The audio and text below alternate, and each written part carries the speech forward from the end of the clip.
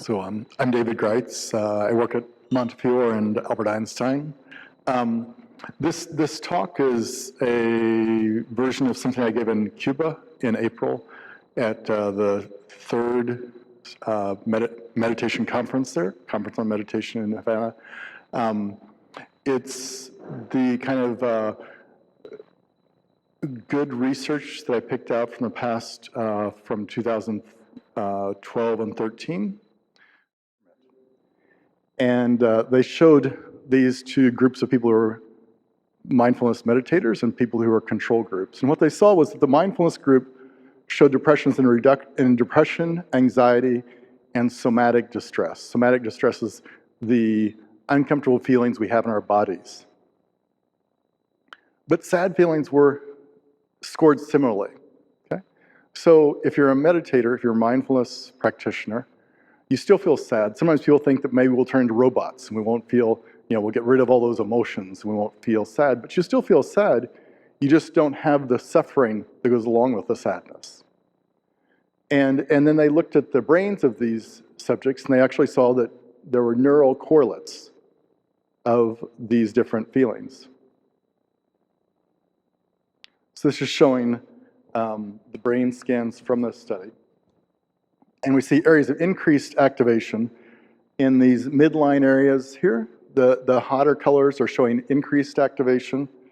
And these areas associated with ruminative thinking, self-reflective processing, and so I'm not going to go into all the anatomical issues, but I'll talk more about the functional issues. And then decreased areas of activation in the areas that were actually more associated with rumination and so forth.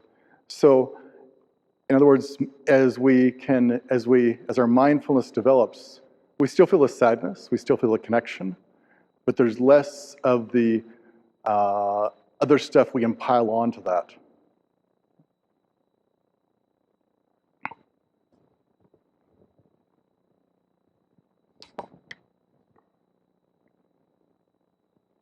And it also showed that with mindfulness, there was less activation of autobiographical memory and also self-referential processing. So although we may connect with someone, there's less of our story that we put into what's going on with that scene in the movie. There's also areas of decreased activation whenever of dysphoria, kind of the more something that goes beyond the sadness, but a more a bad mood, a sad mood that continues on afterwards.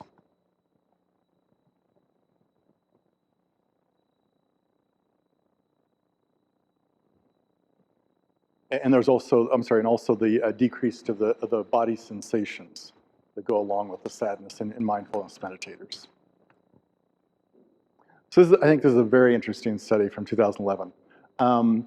They took two groups, they randomized them, so you had equal chance of being in either group, and they just gave people 4 days of mindfulness meditation training, versus the control group just got to rest. And they gave people this kind of standardized pain sensation. What they found was that the pain unpleasantness was decreased by 57%, and the decrease in pain intensity went by 40%. So it wasn't just about the pain intensity was less, but also the unpleasantness. And this is showing the areas of activation changes, again, that went along with this. I won't go into the anatomical issues, but it has to do with like how we frame things. Again, it's kind of the pain versus the suffering that we layer on top of it. And this is just showing how if people who practice mindfulness did not have the framing and everything else that might go along with someone who's feeling the pain, who's not practicing mindfulness. The mindfulness meditator may think, okay, there's pain, but I'm not worried about thinking about, oh my gosh, is the pain going to get worse? Oh my gosh, how long is it going to last? All those things that can go through our minds potentially when we start having an uncomfortable or bad situation or bad times in our lives.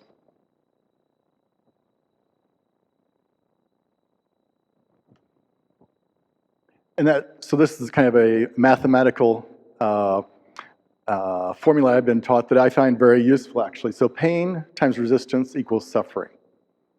And sometimes we say that pain is inevitable, but suffering is optional.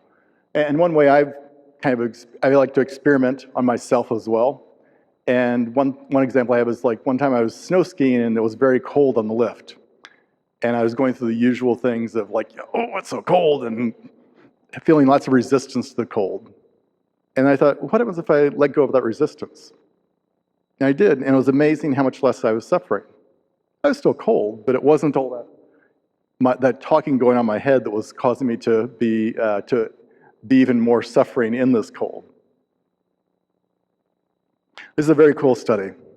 So this is a study where they randomized people to two different groups. One group went on a 3-month meditation retreat, and the other people just lived their lives. So the telomeres are the ends of the strands of the DNA. These ends of the strands of the DNA is what gets frazzled and damaged as we get older. It's part of the aging process. And telomerase, and also associated with diseases. Telomerase is the enzyme that repairs these ends of the DNA. So it's a randomized clinical trial, meaning that you had a chance of being in either group equally. 3-month meditation group. What they saw was that there's increased mononuclear cell telomerase activity in the meditation group. So this enzyme that repairs the DNA was more active in the meditators. And these changes were associated with increased perceived control, decreased neuroticism, and were also partially mediated by an increased mindfulness and purpose in life. Now, the reason why these are capitalized is because these are psychological terminology that comes from different kinds of measuring tools, questionnaires, and so forth. But I think it's pretty self-explanatory. Increased perceived control, decreased neuroticism, increased mindfulness, and increased purpose in life. This is really a cool study. This is a group, 45 subjects, 16 to 90 years old. And again, they randomized the subjects. They had equal chance of being in either group. They randomized these to, actually 3 groups. One was a sedentary control group. They just went about their lives as usual. One group was in a walking exercise class. And the third group was taught walking meditation. And for 3 times a week, for 12 weeks, they did their thing. Either they sat at home and watched TV or whatever they usually do, went out for a walk, or they did walking meditation. And so the walking meditation and exercisers had similar outcomes regarding muscle strength, flexibility, agility, dynamic balance, cardiorespiratory endurance, and both increased. It also improved the ability of the blood vessels to respond. And it also decreased cholesterol, triglycerides, and C-reactive protein. C-reactive protein is a protein in our blood that's associated with inflammation states. Okay? It's also associated with a number of different diseases. But in the walking meditation group, depression scores decreased, LDL improved, cortisol improved, and IL-6 improved. Now, IL-6 is another inflammatory mediator. So there is the part of walking meditation, but there was something else going on, some additional benefits with walking meditation. And this was just, again, 3 times a week for 12 weeks. I found that fascinating. It was like 20 minutes.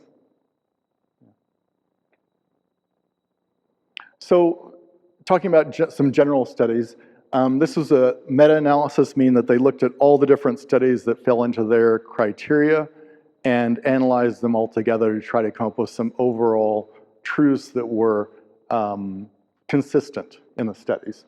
And this looked at somatization disorders, things when the body, and they're kind of like called body-mind connected diseases. Fibromyalgia, chronic fatigue syndrome, and also irritable bowel syndrome. And so they saw positive to moderate effects with mindfulness meditation for pain, symptom severity, depression, anxiety, as well as quality of life. Irritable bowel was one in particular that was further analyzed. And again, they saw improvement in pain, severity, sensitiveness, quality of life. And this was that mindfulness-based stress reduction, MBSR, which is an 8-week course that was first started at the University of Massachusetts by John Kabat-Zinn in 1979. This is kind of the gold standard for research interventions. And mindfulness-based cognitive therapy, which combines mindfulness and cognitive therapy, were more effective than other mindfulness interventions in these 13 studies. Yes?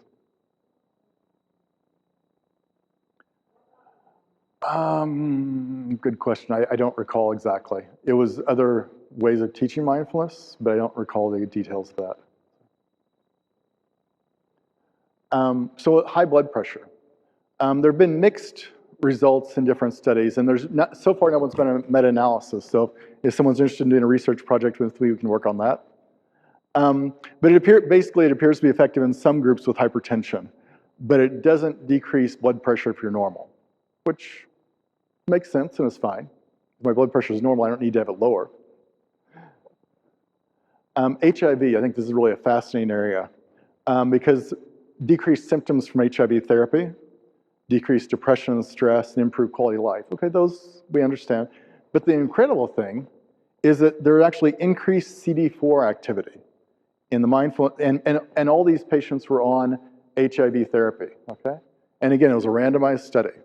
You had equal chance of being in either group. This is showing the depression scores, severe depression, 8 weeks. This is when the MBSR class ended in 20 weeks. See, the severe depression dramatically disappears actually, and moderate, so most people actually only have mental depression at the end of 20 weeks. Yes?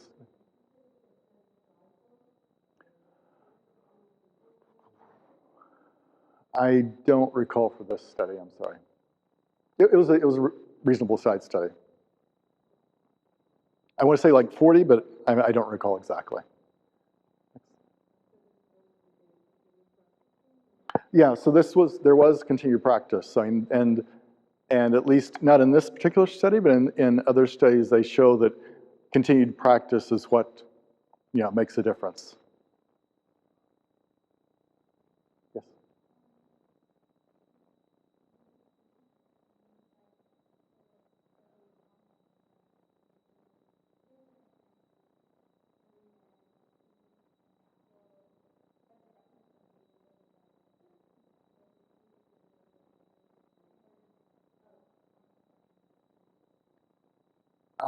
I don't recall for sure. From what I recall, they were patients who they weren't like newly diagnosed patients. They were stable on therapy. They're going forward with their lives. They weren't in that period of time.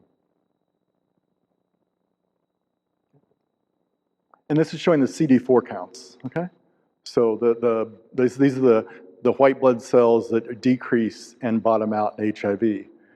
Typically, we think of less than 200 is when we call it AIDS versus just HIV infection. So they started out, there was a little bit of difference. This is not statistically significant at baseline. At 8 weeks, they both increased. Again, all these patients were on HIV therapy, heart therapy. But then 20 weeks out is actually where they saw this larger difference in the CD4 counts. Decreased vulnerability to depression. So, and this appears, there's been studies looking at that mindfulness-based cognitive therapy, other forms of mindfulness intervention. And this study looked at what goes on in the brain of patients who have mindfulness therapy versus not. And what they saw was non-reactivity inner experience, decreased rumination, and decreased negative bias. And the non-reactivity was inversely correlated with insular activity in the brain where autonomic emotional responses originate. So what I interpret that as is, the kind of habits our brain can get into. Of, speaking for myself, there's certain triggers that can kind of lead to a general downturn.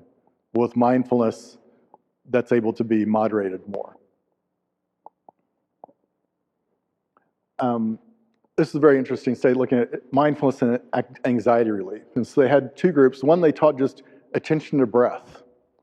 And it was not taught in a mindfulness, from a mindfulness viewpoint, but more of using your breath to distraction from your nervousness. And so they saw that there was really a difference in the mindfulness meditators being able to had much more decreased anxiety, and they also correlated this with brain activity as well. And again, they found that it was related to regulation of self-referential thoughts. So again, kind of making it your own, or making it more of your own story, as opposed to, okay, this is something that's going on. You know, that kind of awareness of being anxious versus just being anxious. And in my own experience, it's a very interesting shift in the experiences whenever you go from being anxious or being angry, being those things, into a awareness of being angry, of being anxious. And it's a wonderful space that opens up whenever that awareness is there, as opposed to just being immersed in it. Looking at this study looked at meditation and smoking. Again, 2 weeks of training, 5 hours total. 2 groups randomized. We're going to 60% decrease in smoking. And the MRI showed increased activity in the anterior cingulate and prefrontal cortex. And these areas associated with self-control. This shows the brain scan there. Again, 2 weeks of training, 5 hours total. I mean, that's amazing to me. And also very encouraging.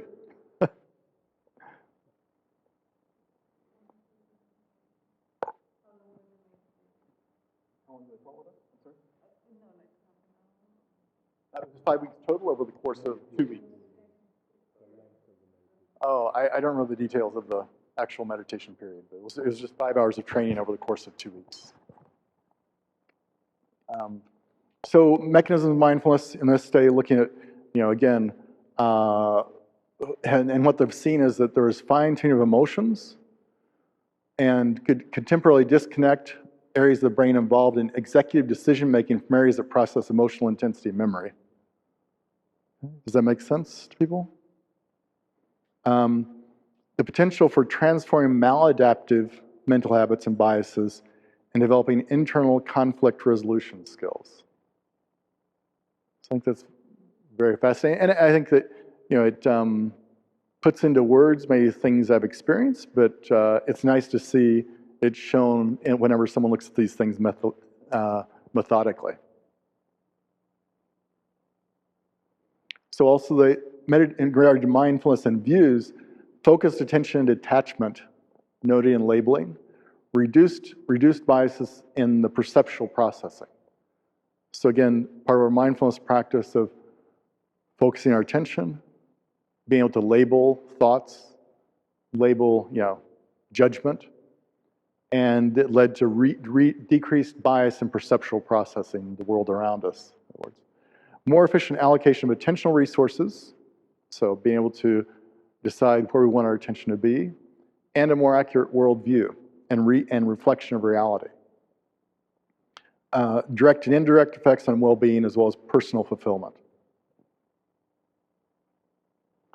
The first skill learned that they found was how to disconnect from negative cues that disable executive functioning and attention, and then reconnecting with positive affect, and opening the heart. So for instance, recognizing others as self and the connection that we have. And these processes help to kind of evolve into the other processes. This is a kind of a series of studies and so forth. They're bringing it all together in this publication in 2014. This is something I worry about, meditation or cognitive decline. And so in this study, they found that there was a causal relationship with our traits and genetics and stress, the wear and tear, and cognitive decline, brain degeneration, and aging. But meditation counters these effects and may even have preventative, preservative, and enhancing effects. And I've experienced this myself during times of great stress in my life when my memory was shot. And then I would kind of, get deeper into practice, things would change, and thankfully my memory would improve. So this is not mindfulness meditation, but I think it is a very interesting study where they took this group of African Americans. The reason those African Americans were chosen because of the presence of heart disease and high blood pressure in that group, and also issues with sometimes that's a group that's not necessarily there may be issues with access to care and so forth, at least at the time of the study. So they again randomized people to 2 different groups. So you had an equal chance of being in either group. 48% reduction in all-cause mortality, myocardial infarction, and stroke. That's amazing to me. That's a huge effect. Decreased systolic blood pressure and anger expression, and the adherence to the was associated with survival. So again, this is something where if you continue to practice, those are the people that really benefited. So conclusions, I think that we're now having better methodology that can really look into how mindfulness can affect health, what kind of patients can benefit. And then neuroscience and neuroimaging is just an amazing and fascinating area, I think, because it's really showing what the Buddha figured out 2,500 years ago and showing really what is going on in our minds in a very graphic way when we look at functional MRIs and the actual anatomical changes that can happen over time. So thanks. This is just one of Ty's quotes that I love. Meditation is not to escape from society, but to come back to ourselves and see what's going on. And once there's seeing, there must be acting.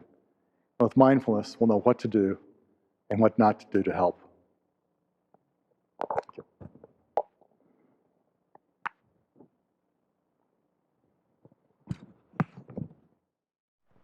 Thank you very much for being here and listening, and I'll turn it over to David Flint first. Thank you.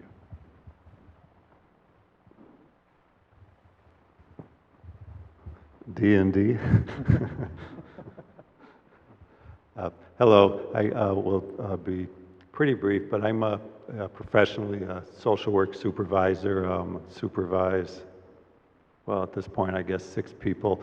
Work with families that come to us through a Child Protective Service investigation in New York City. We work in the Bronx. So we're working where there's considered to be some neglect or abuse of children, and our job is to help families who almost always are poor, and then, so combination being poor and what we might call social oppression, along with very significant, personal troubles. And the work is hard, but I'd say a lot of what makes this kind of work hard is what surrounds it, whether it's relationships among us, say as a supervisor to my workers or my team, the massive amount of documentation, the level of anxiety or fear that we may have about something going wrong, which is out of proportion often, even though the situations are serious. They're, most often they're not in the short term, life and death. So just a couple things that I've found helpful, or my workers have. One, I think has probably been mentioned many times here, which is I have just via an online, through the Washington Mindfulness Community, a bell program, and each day I, set it up, and if I'm supervising and the bell sounds, like as we do here, then I stop talking and the worker does. Some of the workers are very into it and follow the sound, all the way till it ends. Others don't, may not quite get the point, so I calibrate that. But it's real helpful, and it's real helpful for me because one of the downsides of being any kind of supervisor is the tendency to begin tell people much more than is helpful, or wander off the topic, or whatever. So the stopping is certainly helpful, and it's arresting. And it also happens when I'm working on the computer. And some people who can hear the bell, and they have shared offices and I have my own, enjoy it, but it's also just a humorous thing about me to other staff. We have a stairway, so I particularly want the stairs to be a place where I'm going up and down to walk mindfully. And I think I'll say one more thing and stop, which is fairly often I go out with my workers to see a family, and it's real helpful to not be carrying on a conversation either about the situation we're going to walk into or something else just before we do it. And so I myself will stop that and just, the last block or half a block can just be walking, and maybe if depending on who I'm with, because it has to make sense to the worker, we might take 30 seconds or a minute and do a loving kindness just internally for ourselves and for the people we're going to meet with. What is interesting to me is sometimes people don't really get that it's really not the time, say, to start a conversation about some other hard case or a personal call. But for the most part, that's a little thing because we've done our work, we have a lot of information, we need the information, but then it gets in the way as we walk in. So those things are helpful, and I guess in line with some of that research up there, and some Buddhist teachings and some ability to learn a little bit, is we work inside a large system, a child welfare system, but inside of what's called the Administration for Children's Services. I work for a nonprofit. And so, it's for various reasons, it's quite easy to dislike them. And what I've found over the years is I come in my own mind, at least I attempt to have a better understanding, whether it's of a protective service worker or of a email that you get telling you that you have to have some piece of information done over the next week because the commissioner wants it because of blah, blah, blah, blah, blah. It can be quite frustrating, but I'm a lot better at understanding the other side of that and putting myself in that place or that position. Same thing. Some of our participants, which is what we call clients in my agency, do things that truthfully, we just wonder, you do wonder, why does someone keep putting their hand on a fire and keep getting burned and things like that. So we do little reflections. Well, if you had all the money in the world, would this problem ever come to the child welfare system? Like you left your children alone while you went outside, young children, to do X, Y, or Z. The answer is no, because then you might be the worst parent in the world, but you'd have child care. So the point isn't that we don't address it, the point is to take away the unnecessary moralism and I don't claim this is unique to Buddhism or to mindfulness, I should say, but this is a lot of the way that I've come to it. And I think, as many people have shared,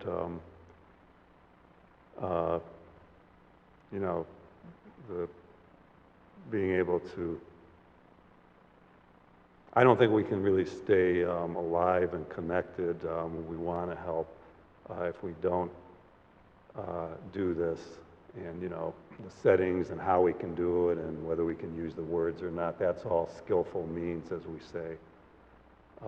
But to be able to stay present and to use all these practices, I think is really essential.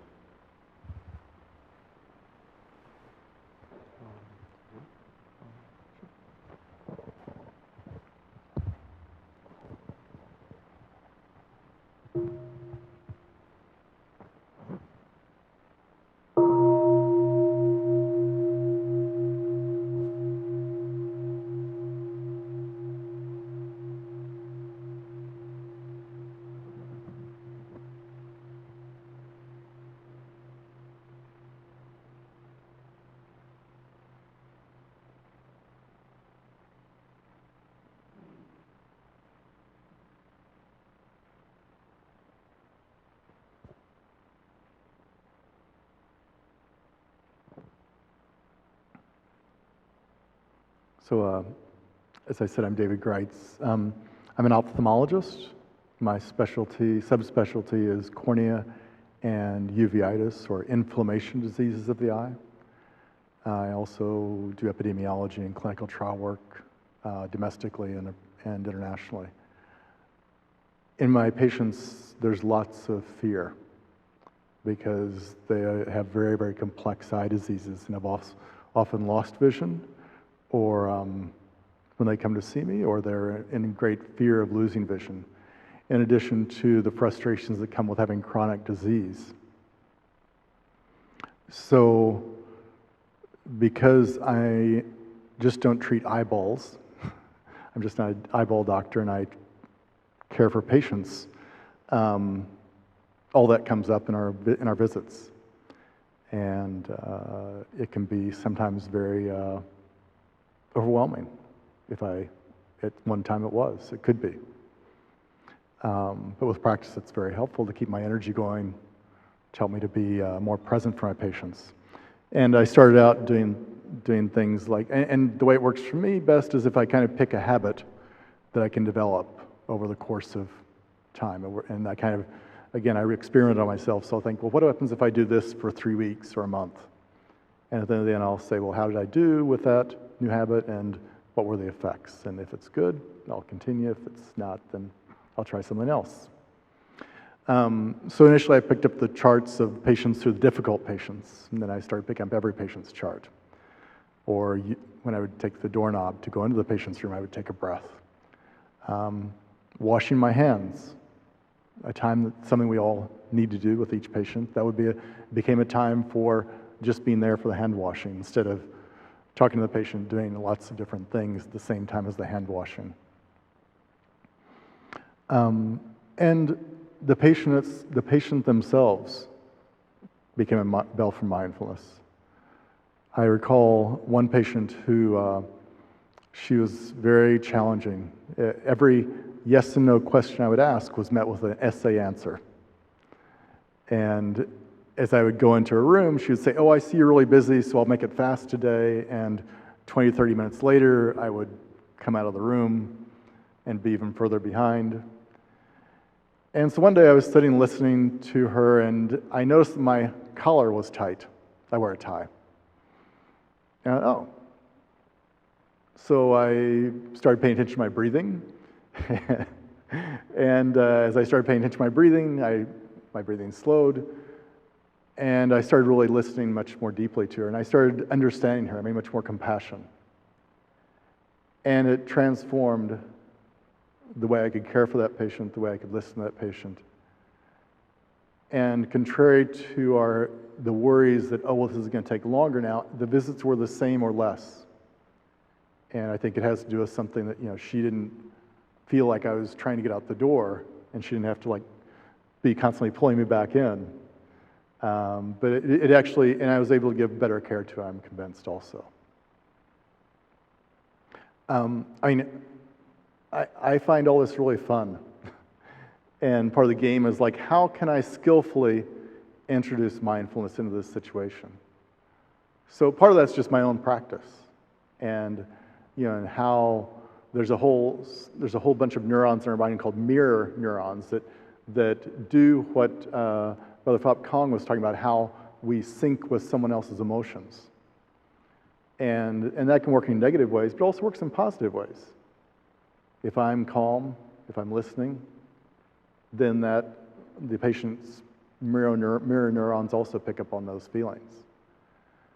And so by being mindful of kind of what I'm feeling from them, that can help me to breathe, be aware of it instead of just getting immersed in it, and help to calm the room.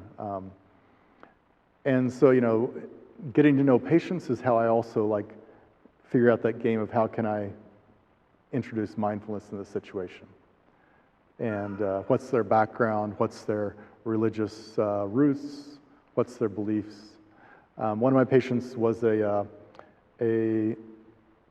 therapist for youth at risk, and his wife was an OB/GYN resident. And he had very complex eye disease. And as I walked into the room one day, he was on his cell phone, and he could just the room was vibrating with anxiety and stress. And so one thing I'll sometimes do is I'll say, I have a prescription for you. And, or I say, I have some homework for you.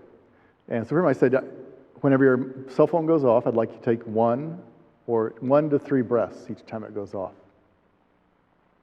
And he's like, okay, I'll give that a try.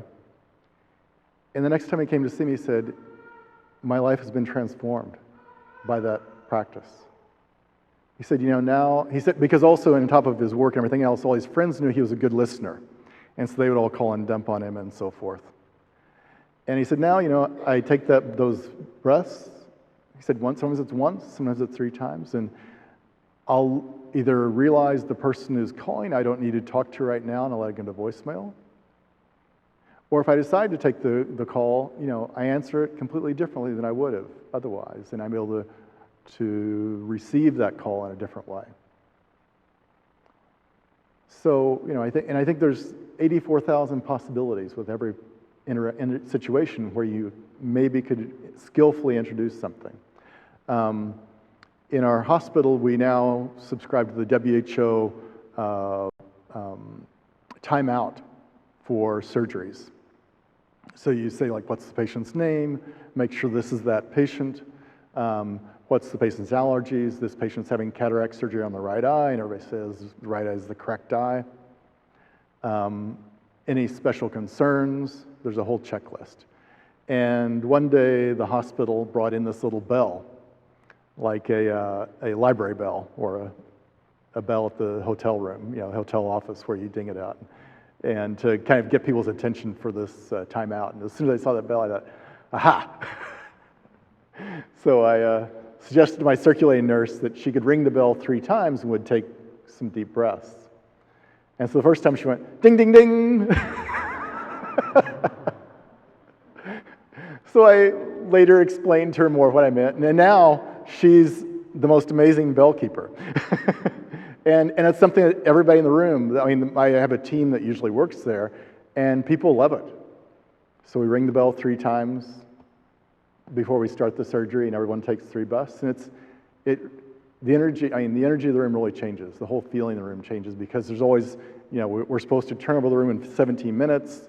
There's always things to do beforehand.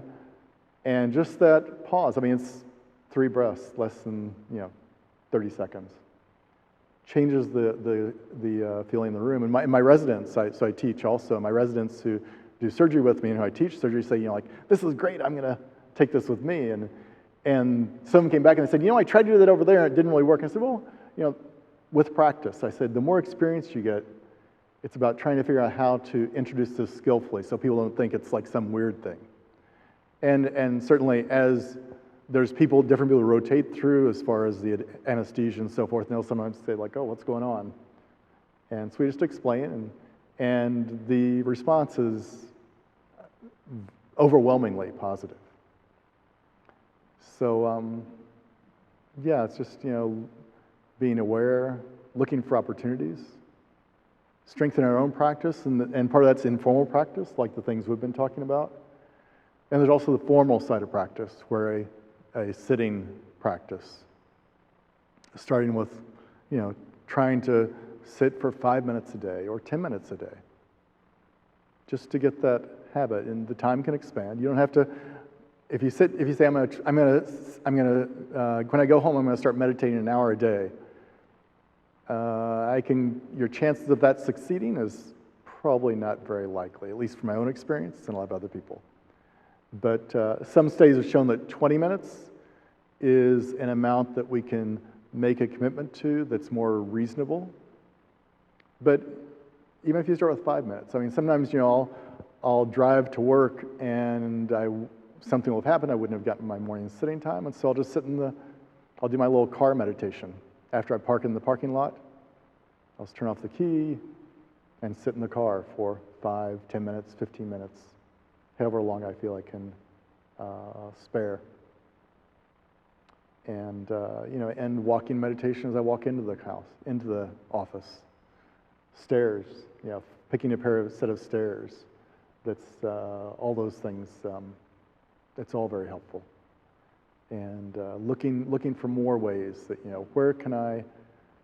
what things can help me to remind or allow me to ask myself, am I really present?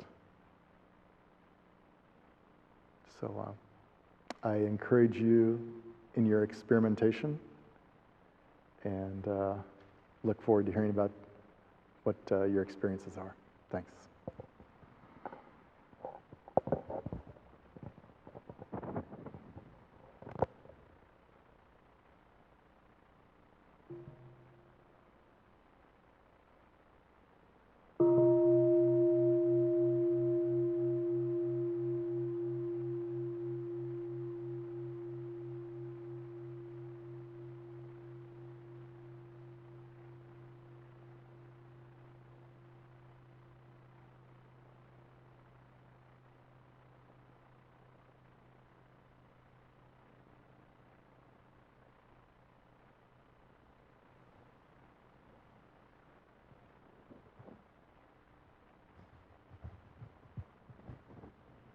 I just remembered one more thing, is that also, actually two things, okay. One is, I talked to my patient about 5 goals for their treatment, and so I'll just tell you mine, but you can each kind of decide what your 5 goals are. For my patients, the goals are to maintain or improve vision when possible, to control the disease so it doesn't damage the eye further, to avoid serious side effects of medicines, that the patient and their families understand what's going on.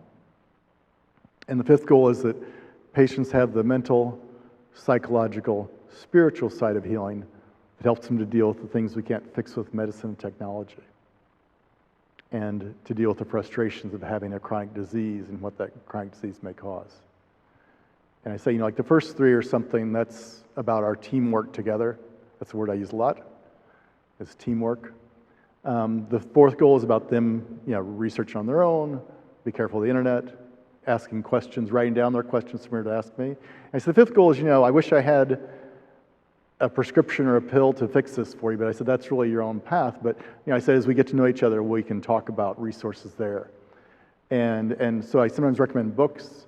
Pieces Every Step is one book I recommend to some patients. I think it's kind of a very wonderful book of mindfulness that is, you don't have to be Buddhist for. There's also a book, and I'm blanking on the author, called How to Be Sick. That's really a wonderful book, and it says like a Buddhist approach to chronic disease or something like that. But it's really a wonderful book, and when I suggest it, I'll say, like this. I will say, like, these do have a Buddhist background. You don't have to be Buddhist, and there's many other books out there, but those are kind of 2 that have continued to be at the top of my list for recommendations. Thank you. So, dear respected Ty, dear family, thank you, David and David. So, we don't have much time, but I can share quite briefly about, I know I'm not a woman, but from a woman's perspective, my mom's an OBGYN nurse practitioner, and she's been practicing longer than I have, and I think 7 or 8 years. And it doesn't, what the two Davids have been talking about, the practice doesn't just happen and all of a sudden you go into work and you're like, oh, work's nice.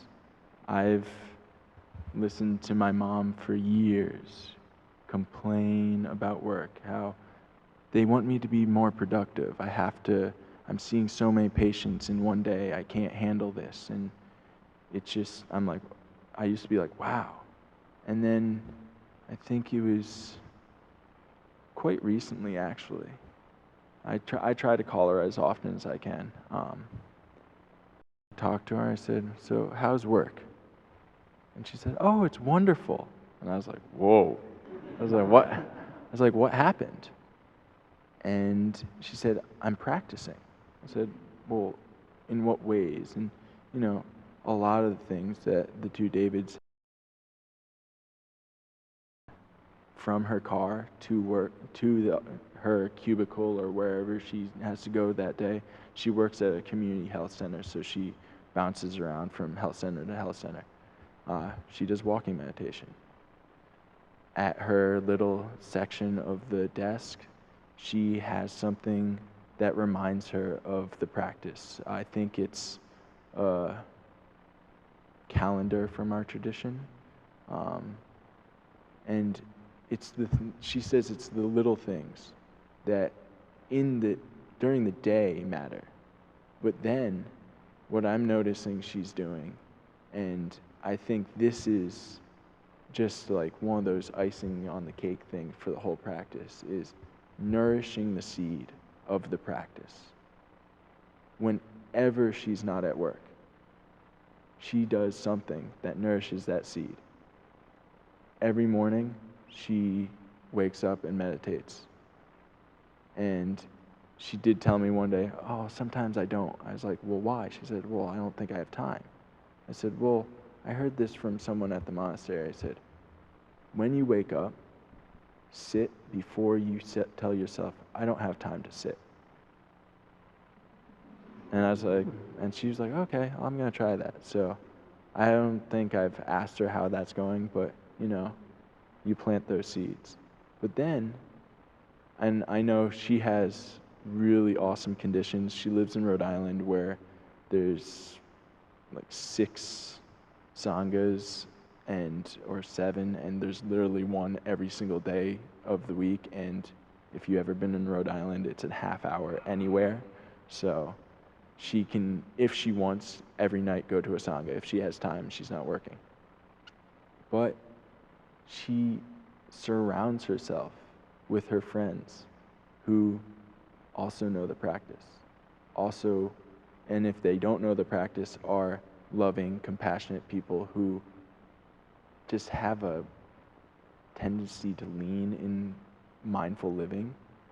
So, I've been trying to call her since last night. I actually didn't come to the beginning anew because I was like, oh, I want to call my mom so I can get some solid things to tell everyone. I call her and I'm like, well, it's a Friday. She doesn't work on Fridays. I was like, where is she? And I was like, well, she's probably out doing what nourishes her. And then I'm like, okay, well, I'll call her early in the morning. I know I'll get her on a Saturday. She's definitely not working. I called her right after meditation. I know, noble silence, but I was like, I need to do this. And it rang. I was like, either she's at a retreat, which sometimes happens these days, or she's meditating. So I marked it out on either two. And then the great thing is you all would think, oh, why bothered by people being able to reach her wherever she is. And I know that's a lot of times not an option these days, but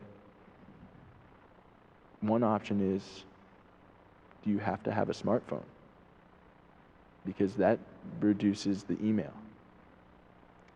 Just food for thought. But yeah, just surrounding yourself in the practice, making the practice the way you're living. not just something you use to get through a stressful situation. Because if you only use it during that stressful situation, it's going to be very, very difficult. But like the FAR David was saying in his presentation, it's the low stress situations where you use the practice that all of a sudden, not the next day, maybe a few years down the road, after all those low stress situations, all of a sudden a very high stress situation comes and you go, wow, 2 years ago I would have freaked out, possibly wanting to quit. And now look, I'm smiling at the person, just going, okay, this is what's happening. So I do suggest all of you find local sanghas if you haven't, and just incorporate the practice into your life. Everything you can do is a practice. I'm running really short, but I actually was reading something, and I believe his name's Jonathan. It was the first day of this retreat, and I came down from the organizing meeting, and all the bins were away for wash up, and I was washing my bowl next to him, and I looked at him, I said, do you know why we wash pots? Because he was on the wash up team. He goes, well, to get them clean, right? I was like, well, that's the end result. I said, but I want you to practice with something. He's like, okay. I was like, wash the pots just to wash the pots. Don't wash them to get them clean. Because if we're always looking for the final product, we miss the present moment. So I'm going to leave you with that, and we'll listen to 3 sounds of the bell, and then the small bell to unfold our legs and massage them. Thank you very much.